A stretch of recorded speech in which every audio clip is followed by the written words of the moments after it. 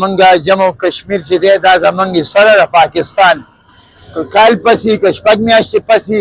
که دوه کاله پسې که میاشت پسې که لس ورځې پسې انشاءالله تعالی دا د پاکستان حصه ده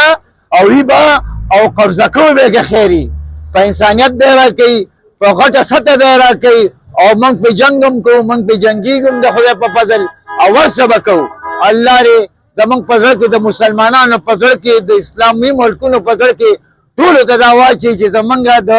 د کشمیر دا منځه دا ټول ملګري شي او موږ دا کشمیر هندوستان والا پرېږدي موږ به هم خوشحاله وي هغوی به هم خوشحاله وي. بسم الله الرحمن الرحیم. سبا په ټول پاکستان کې بلکې په ټوله دنیا کې یوم یکجهتي کشمیر مناویږي 5 فروری او د 5 فروری بیک ګراوند دا دی چې دا د جماعت اسلامي امیر قاضي حسین احمد مرحوم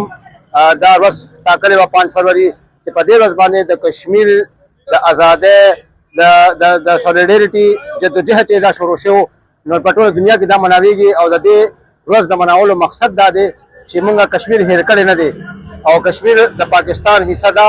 او د پاکستان حصہ به انشاءالله جوړیږي او د کشمیر عوام چې دي هغوی بالکل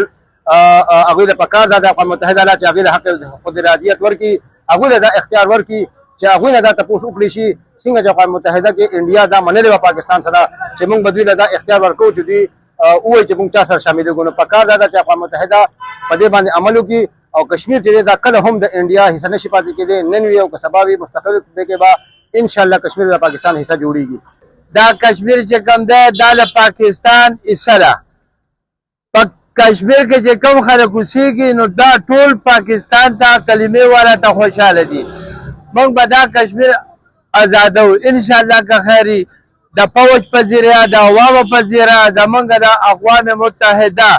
د دې ټولو په ذریعه به موږ دا کشمیر ازادو لکه څنګه چې دا کشمیر آزاد کړو دغه شانتې به الله پاک موږ له دا هم راکوي. پاکستان زنده باد، پاک فوج زنده باد او د پاکستان عوام زنده باد.